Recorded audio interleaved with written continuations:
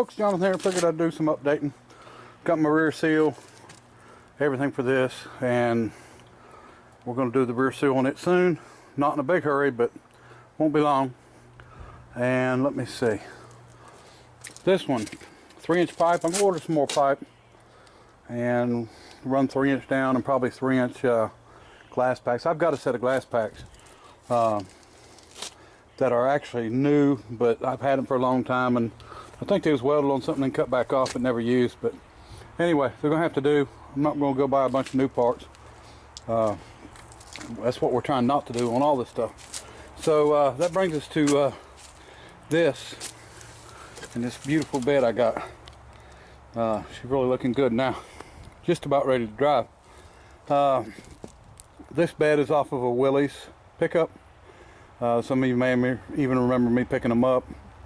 And this bed was, of course, shot, and it's still shot, but that's what we're going to use. And we're going to straighten some stuff out on it. Now we're going to replace some of the steel on it. I was going to build it all new. I've got a brake. I mean, I could do that, but I really just don't want to do that. My point of building this is to build it with what we've got. And I mean, if I build a new bed, I might as well go ahead and build a new, body and just start from scratch. The whole point is we're using what we've got, and that's why I'm doing it this way. It's going to be narrowed, shortened, a lot of other stuff straightened. The bottom, I want to curve it like it's supposed to be. So I've got a piece of pipe I may splice in 4 pieces and use 2/4 of it to round the bottom. It won't be real tall bed. Try to go by the measurements of what they're using. I think 56 inches long is what people are using on the extended cab roadsters. So that's probably what we'll do, about 56, and then narrow it to whatever size. I'm not worried. This is not going to be a show car. It's going to be another like this. So we're going to not worry about painting a whole lot or anything like that. We will weld all the holes up, patch all the sheet metal, make it safe, make it decent. So anyway, update. Okay, Franklin, waiting on rings. The bore is not a problem. The thickness of the ring, 1/8 inch, is not a problem. The problem is the depth of the ring grooves are really shallow. So I'm not able to match up a set of rings. So I'm just having a set made. I just don't have them yet. It's not a big deal. When I get them, we're gonna get back on it, because I want to drive that car and I want to drive it this year. So we're going to get the engine straightened out on it. It's not a big issue. I know some people's asked about it. 4-wheel drive here. Why hadn't I finished 4-wheel drive? Well, I need some more parts. I put the 5-speed, the MV 3500, and a newer transfer case in it, and I have to make drive shaft. Well, I don't have everything I need to make the drive shafts yet. And instead of going out and buying a bunch of stuff, I like to wait around and hunt around. And I got buddies and friends, and sometimes I pick up wrecks and everything else. So I don't get in a rush when it comes to these parts when it's something that's not, I don't set a goal on. If I set a goal on trying to get something done for a cruise in or something, it's a little different sometimes. But we're just not wanting to spend a lot of money on stuff. The Nash is my son's car. Still don't have any rear wheel cylinders for it. I think we finally located some, just got to get them on the way. It's like I said, it's not a big deal. The intentions wasn't to get it and go through it and restore it and have it rolling and all that stuff anyway. So it's not, it wasn't a big deal. We're doing exactly what we had planned to do. Okay, the Willys Whippet. Let's see, I welded one of the rims up the other day on it and was working on the last tire for it. And once we get it on, I've got to take all the wheels back off, go through. All the brake springs are rusted. I want to do a first drive on that car. The engine's still fine. It'll start up and run. And we may get a gas tank hooked up temporarily in it and stuff, so it won't be too long. The other Model A Roadster, the original one that I've got, that I'm missing parts for, I'm not sure what we're going to do on it yet. It's just on hold. I may sell it, I may keep it, I may order parts for it, and I may not. But the point is, if I sit here and I started ordering parts, and I ordered parts for everything that I've got here that needs work, or all these projects and stuff, instead of waiting around like I do sometimes to try to find parts. I'd be having to go to the bank and get loans to do this stuff. I mean, you know, it costs a lot of money when you go to ordering a lot of parts for, especially for a lot of different cars. So you just, you know, do it as you can do it, and don't spend a lot. And you know, that's why I use stuff like this, you know, instead of going and buying, you know, decent stuff. And I mean, I don't make good videos anyway. To buy a bunch of stuff and just bolt it all together, and you know, that's not that hard to do. And you know, there's a lot of people that does that. And when it comes to what I was talking about with the LS motors, you know, I wasn't trying to offend anybody about LS motors. You know, they're fine. They got their place. They just don't have their place in open-wheeled hot rods for sure. First, and I just like the old school style. I like old engines, and that's just the way it is. And we may be having another engine coming here shortly. Matter of fact, I know we're going to, and it is actually stuck, so we're going to try to get it unstuck. Maybe take the heads off, do whatever we've got to do, because I know the engine was running when it was taken out and set. So anyway, the car's dirty from all the pollen and stuff. We got a little work to do. We should have our steering parts here today for this, so we may jump on it and do it. Not sure what I'm going to do today. Might work on these doors, get these doors hinges mounted. I think what I'll do on this body here first, and for anybody that, you know, is doing one wanting to get started, we're going to get the hinges right. The bottom hinge we can just flip over and I can get that to work right. Top hinge we're going to move and flip it over and get it to work right, and we'll do that on both sides, and then we'll get us a measurement width-wise of what we want it, and we will weld a piece between it and lock that down, and then we will cross measure it from here to there, from here to there, and get it squared up.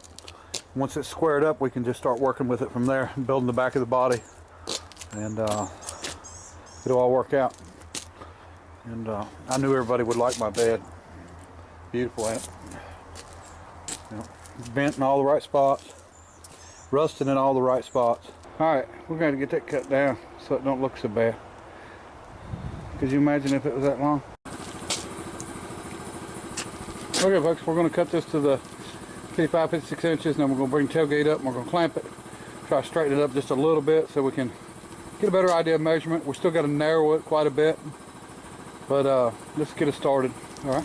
Okay folks, I'm going to show you the easy way to get these screws out of the hinges. And you can barely see them. I can barely see them. But what I want to try to do, get lined up in the center of the T slot, and then start drilling.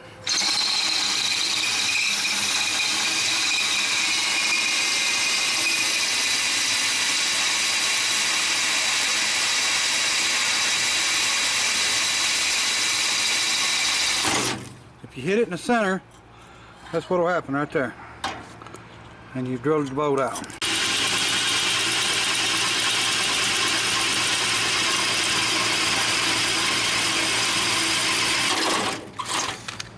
Got it. There you go. Them hinges are going to get moved down and turned over. So now I've got to drill the other ones out. Okay folks, I've got the hinges off. I had to grind them a little bit for clearance, and got them on, but I'm going to have to grind a little, maybe in that body, to get these to be flat. Little cutout. Anyway, I'm liking it. Yeah, not quite all the way closed, but we might, you know, if we have to, we can bend the hinge a little bit also. This one here, yeah, it's not going down in the slot at all, so we need to open that up a little bit or grind a little bit of the hinge away. We'll go ahead and try to get the bottom maybe bolted on, and or get it where we can at least mark for the top and cut our slot in it. See how that works out. I may take this off and taper it a little bit. So you can see it's tapered on this side. That's because the bolts went on this side. Now they're coming in on this side, so I have to taper it a little bit to get them to go sit flush. But we'll get it. Okay. We got this slot cut for this one. So that's all we done was move the hinge down that far. Oh, I laid it up there and I put one hole in it. So we're gonna go with that hole, and then I can use the other hinge to get my measurements to do the other holes. I think it'll all work out. Alright, let's get at it. Alright, we got our one of them bolted on, and worked out pretty well. Body line's close enough to work with. A little bit of a gap at the bottom. Shouldn't be a problem, but what we'll probably do is, you know, this will get welded up. We'll probably extend a body line onto this just a little ways, maybe taper it down to nothing or point it to nothing, something like that, and weld up everything we need to weld up.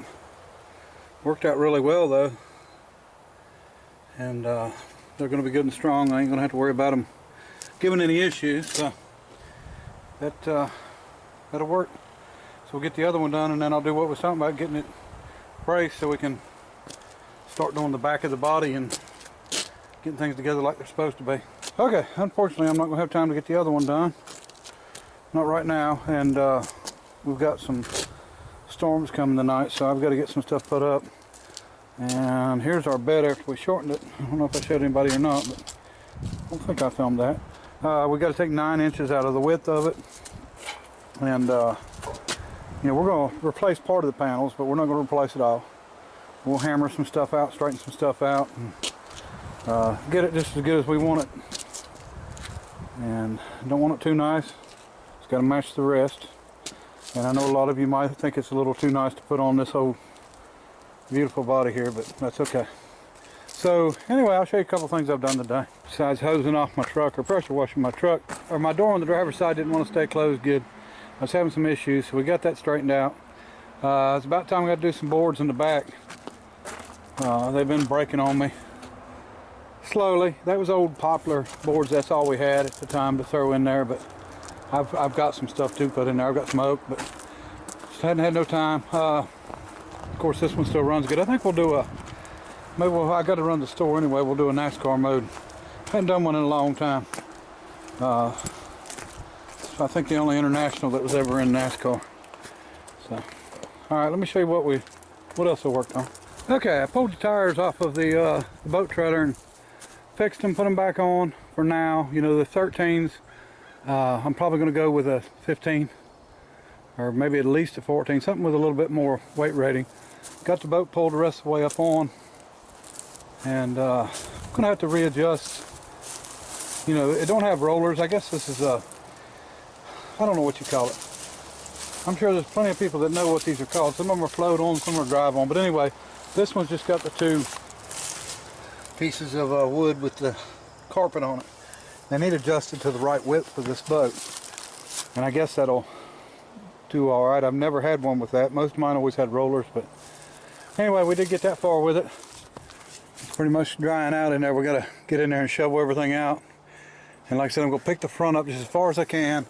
Go ahead and take this interior out and stuff, and then I'm going to start pressure washing, working it down this way, and then we'll get everything all good and clean, and then we can go ahead and start putting stuff back together. Like I said, there's no damage on the hull that I found anywhere. I think we're going to take this off and maybe sand this, and she's wanting to do gunmetal gray, and I don't know just the top or what part of it, but anyway. So, and then I think she's wanting to do a lighter gray interior, just gray Naugas.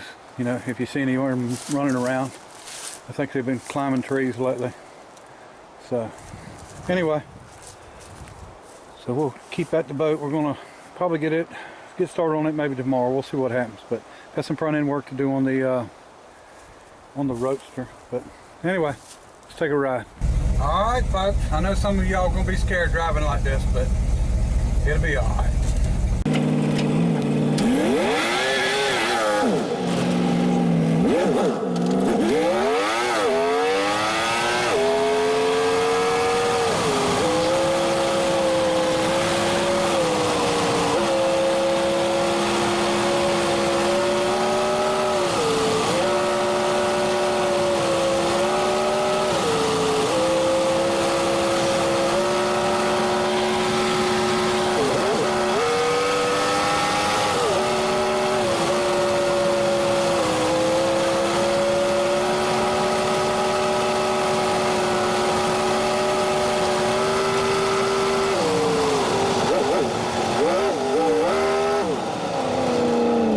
Okay.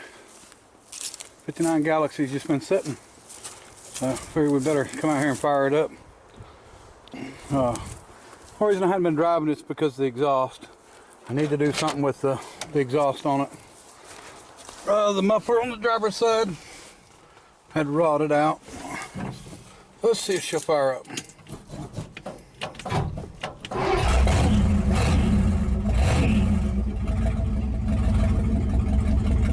That was quick. Quicker than I thought it would. Anyway, you can hear the exhaust on it now. Anyway, so you get back to driving it a little bit. Alright, we might as well start this one too, right?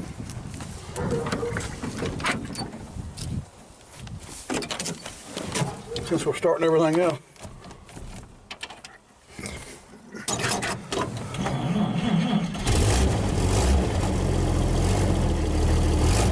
Do some exhaust work on this one too. So I got some exhaust work I got to do to this one too. The downpipe on it just got a big hole in it. So anyway, we want to do a little driving on this one, a little bit more on the Ford, and the sedan delivery. I want to get it to where I can drive it some this summer. And I think this one here will probably sell the 59 Ford and maybe a couple other ones. I don't want to get it to where I got so many that I can't, you know, start them all up and move them around, drive them every once in a while, because then they'll start going to crap, you know. And you know, as it is right now, everything I got that I've worked on and stuff with, I can fire up. And anyway, and the only one for sure, well, I got two that I'm keeping for myself that I won't get rid of. That'd be the Franklin and the Elcar. And then the one that is not mine to get rid of is the El Camino. That's my grandson's. So anyway, got more body work and stuff that really needs to be done to this. Finish up the welding and everything. But I just haven't took the time. Just drove it around a little bit. It's about all I've done. All right, folks. We'll see what the weather's like the next couple of days, and see what we can get done on this and the boat. And work on a few other little things. But one thing I want to say, I'm thinking about having a sort of a rolling car show, and they got a 5 o'clock curfew, so we may have to do it on a Saturday, maybe next Saturday or something, or next Sunday. But have it something where everybody gets together and then just drives to some of the neighborhoods, and most of the neighborhoods have Facebook pages and stuff around here. They're most all of them are military, so we can let them know what's going on, what's up, and then drive around and you know, let the people and the kids see the cars. And you know, if we can get 20 cars together, that'd be pretty decent. But something I'd like to do. We'll see how that works out, but if we do, we'll film it. But anyway, I appreciate everybody watching, and we'll be back playing with this thing here soon. Alright, bye.